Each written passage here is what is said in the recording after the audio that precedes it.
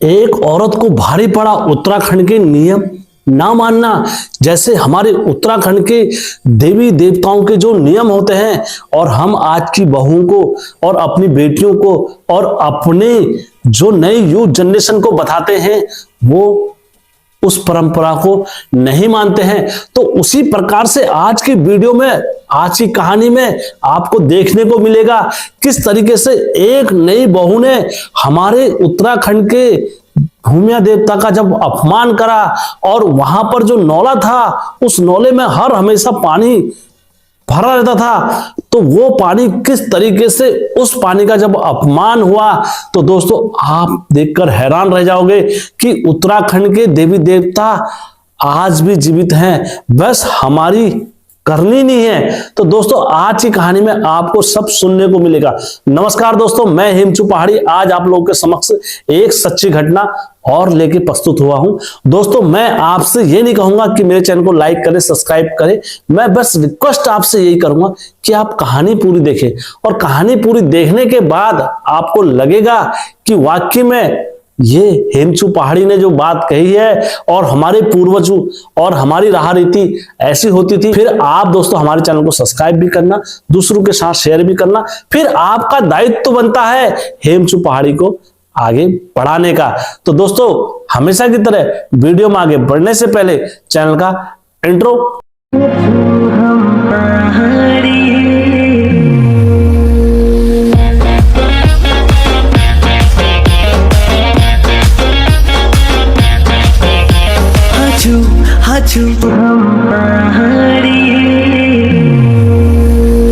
जय बिरकारा बजरंगी, हर हर हर हर हर हर हर हर हर हर महादेव। आप सभी भक्तों पर महादेव की कृपा और बजरंगबली का आशीर्वाद हमेशा बने रहने चाहिए। दोस्तों आज की सच्ची स्टोरी में आगे बढ़ने से पहले मैं आप सभी से विनती करूंगा, गुजारिश करूंगा, रिक्वेस्ट करूंगा, यदि आपके पास भी कोई ऐसी सत्य घटना या कोई ऐसी सत्य कहानी, कहीं पर भी कुछ आपके पितरों ने जहां पर आपके घर का उद्धार करा हो या भला करा हो, तो आप अवश्य हेमचू पहाड़ी के साथ साझा करें। और मेरा यकीन माने दोस्तों, मैं उस घटना को हर हमेशा सत्य समझ के ही अपलोड करता हूं यूट्यूब चैनल पर। तो दोस्तों आइए आज की कहानी में आगे बढ़ते हैं। दोस्तों हमारे पहाड़ अल्मोड़ा जिले में एक लड़की की शादी होती है जिसका नाम मैं तन्नू रख देता हूं। तन्नू का जब विवाह होता है तो देखते ही देखते तन्नू अपने पहाड़ी राह रीति के अनुसार बिल्कुल डिफरेंस थी। तो वहां के जो वो बोलते हैं, जब भी कोई लड़की का विवाह होता है तो उसको हर हमेशा हमारे पहाड़ कल्चर, हमारे जो पहाड़ कल्चर थी, मैं हिसाब बता रहे तुमको। सबसे पहले क्या करते हैं, जैसे घास काटने ले आते हैं उसको, फिर उनको जैसे पानी होता है ना, यहाँ से पानी भरते हैं तो पानी भरा के भी लेके आते हैं। और जो घर में एक पकवान होता है, जो सबसे पहला, वो पकवान भी दुल्हन बनाकर अपने जितने भी परिवार वाले होते हैं वो सबको खिलाती है, अपने जेठ जी, ससुर जी, उनको।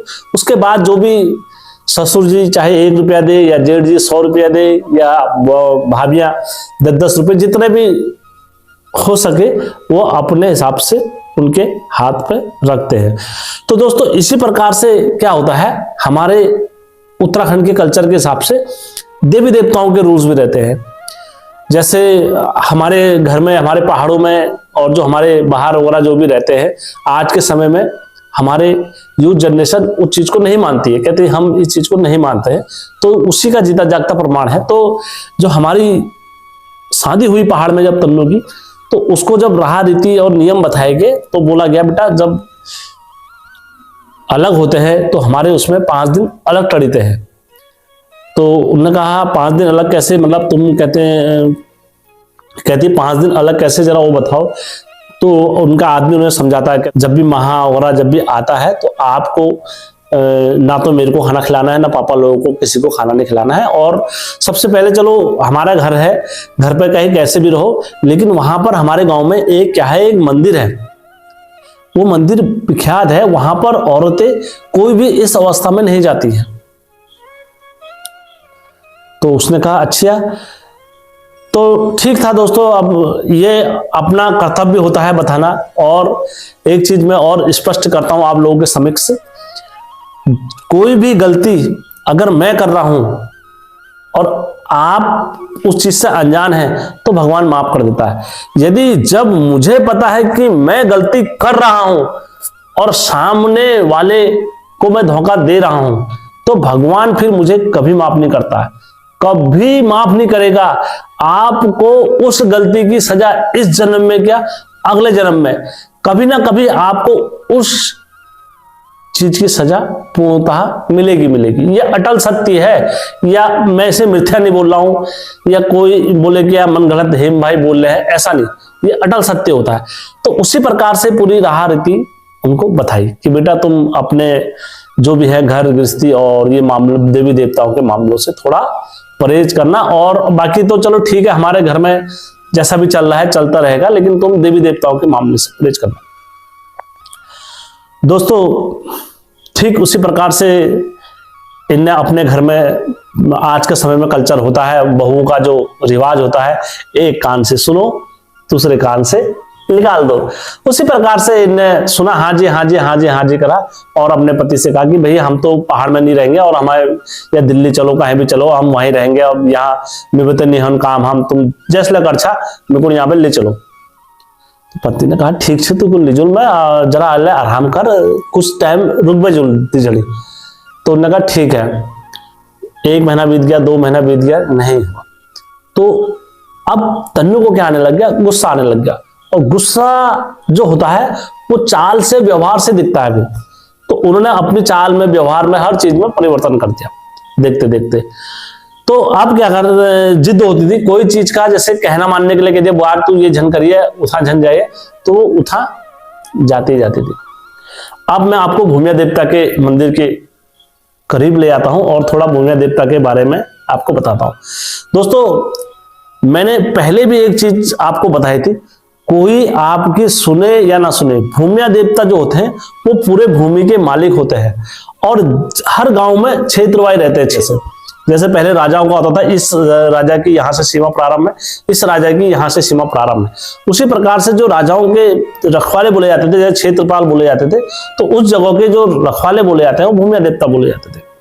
और भूमिया देवता जो अपने परिचय देते हैं, और भूमिया देवता से आगे कोई नहीं होता, मैं आपसे पहली करा रहा हूं। चाहे आपके घर में या आप पर कितना बड़ा देवता आता हो, या आपके अंदर स्वयं त्रिकालदर्शी क्यों ना आते हो, लेकिन कायदा और नियम वही होता है। आप जिसके एरिया में जाओगे या हम जिसके घर में जाएंगे, हम उसको पैरी प्रलाग जरूर करेंगे, और आओ भगत वही हमारी करेगा जो जिसके हम अंदर जाएंगे। तो उसी प्रकार से जब हम किसी की भूमि में जाते हैं तो हमें सबसे पहले भूमिया देवता को नमन करना पड़ता है।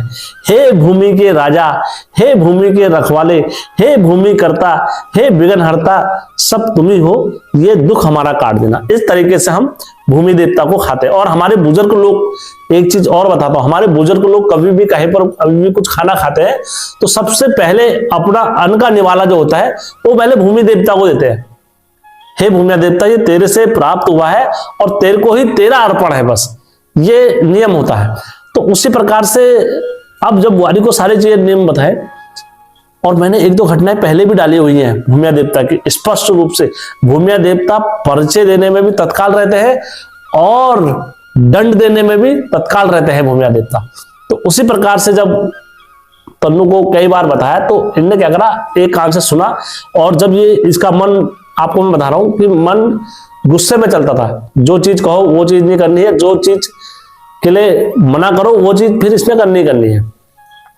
तो उसी प्रकार से तन्नू का जब ये रूप देख के और ये सारी चीजें देख के तन्नू का कोई भी समझ गया था कि अब इससे गुस्सा हर हमेशा रहने लग गया तन्नू के दिमाग में। तो तन्नू के ऐसी टाइम आया होगा, जैसे बोलते हैं जैसे महा आ जाते हैं, तो उसी प्रकार से तन्नू के महा भी आए। तो अब क्या हुआ, 4 दिन हो रहे थे या 3 दिन हो रहे थे, जो उस नौले का जो पानी था दोस्त, वो नौला जो था वो 10 लीटर का नौला था, और 10 लीटर के नौला इतना बड़ा था दोस्तों कि वहां पर से कितना भी पानी निकाल लो आप, चाहे तो पूरे गांव वालों को पिला दो, चाहे तो पूरी बारात खिला दो, चाहे उस पानी से आप कितने लोगों को नहला दो वहां पर, लेकिन उस नौले का पानी कभी कम नहीं होगा।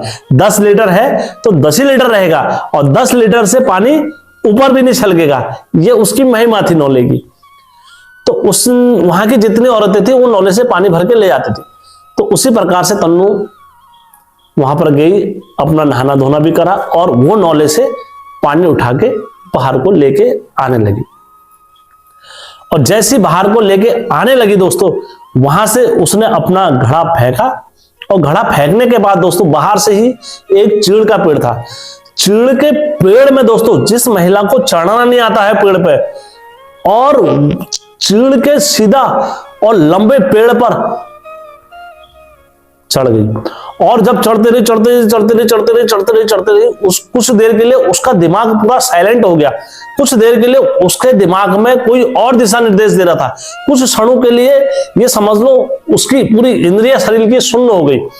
अब जब वो पूरे पेड़ पर चढ़ गई, जब पूरे टॉप पर चले गई, और जब उसने नीचे को देखा, तो दोस्तों आपको पता ही है, कोई व्यक्ति कितनी गहरी नींद में हो, एक बार के लिए अपने पांव के नीचे अगर जरूर देख लेगा तो दोस्तों वो नींद से जाग जाता है।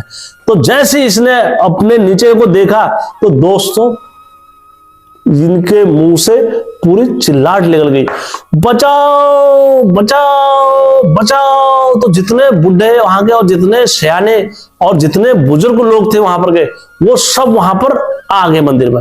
और जैसे मंदिर में आए, उन्होंने देखा, उन्हें हाय बुआरी को क्या हो गया, हाय बुआरी को क्या हो गया, बुआरी को क्या हो गया, बुआरी को क्या हो गया, वो सब देखे रह गए। जब ये बुआरी के दृश्य सबने देखा, तो दोस्तों सब समझ गए कुछ ना कुछ गड़बड़ हुई है। तो सब जने अंदर भूमिया देवता के मंदिर में जाते हैं, कहते हैं हे भूमिया देवता तुम करुणा निधान हो, हे भूमिया देवता तुम दया निधान हो, हे भूमिया देवता तुम दया दृष्टि में आओ। जिले ये बुआरी कर गलती है रे, तुम क्षमा कर दो, तुम दयालु देव हो, तुम भूमि के रखवाले हो, ये तुम्हारे ही वंश की है, और इसे माफ करो भूमिया देवता। तो जैसे तैसे सबने वहां पर नतमस्तक हुए। उसके बाद सारे गांव वालों ने क्या करा, एक बर्रा लेकर आए, बर्रे से बांधा, वहां पर बांधने के बाद बुआरी को आराम से नीचे उतारा। 2 लोग चढ़े, और चढ़ने के बाद बुआरी को नीचे उतारा रस्सी से, और रस्सी से नीचे उतारने के बाद फिर बुआरी ने मंदिर के बाहर से प्रणाम करा। उन्होंने कहा मैं मंदिर में जाने लायक नहीं हूं, तो बाहर से प्रणाम करा, हे भूमिया देवता जो भी गलती हुई है, जो भी मुझसे पाप हुआ है, जो भी ये हुआ है, मैं जिस दिन यहाँ लगने वाले हो जाऊंगी तो तुम्हारे मंदिर में आके दंड अवश्य रखूंगी। तो दोस्तों फिर बुआरी घर में आती है।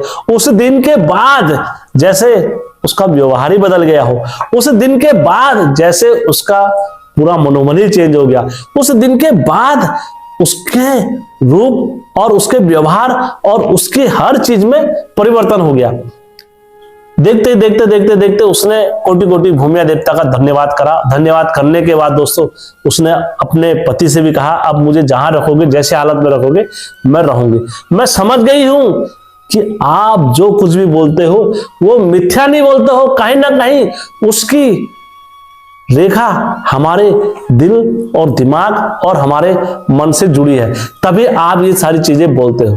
तो दोस्तों इस कहानी से आपको भी अगर कुछ सीखने को मिला हो, या इस कहानी से आपके अंदर का भी जमीर अगर जागा हो, इस कहानी से आपके मन के विचार भी अगर परिवर्तन हो, तो दोस्तों इस कहानी को अवश्य दोस्तों के साथ शेयर करना, और हमारी माताएं बहनों के साथ भी शेयर करना कि हमारे उत्तराखंड में ऐसे देव स्थलीय और ऐसी देव कथाएं आदि अनंत हैं, और वही मैं आप लोगों के समक्ष रख रहा हूं। क्योंकि हेमचू पहाड़ी का जो उद्देश्य है वो उत्तराखंड की केवल सच्ची घटना देवी देवताओं से जुड़ी आप लोगों के समक्ष रखने का प्रयास है। और यदि आपको भी लगता है कि आपके घर में कुछ ऐसी घटना या कुछ कहानी अगर हुई है, आपको हेमचू पहाड़ी के साथ साझा करनी है, तो दोस्तों आप इंस्टाग्राम, फेसबुक किसी के माध्यम से भी आप साझा कर सकते हैं।